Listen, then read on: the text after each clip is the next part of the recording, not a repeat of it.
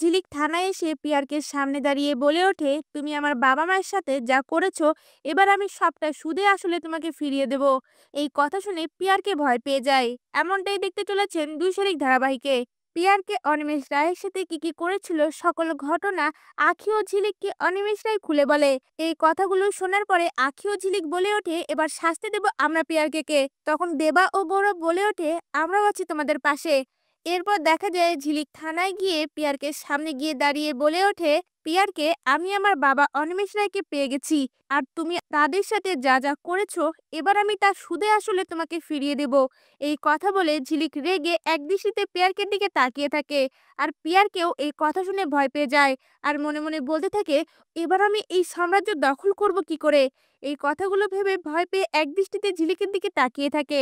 এমনটাই দেখতে চলেছে নতুন পর্বগুলিতে।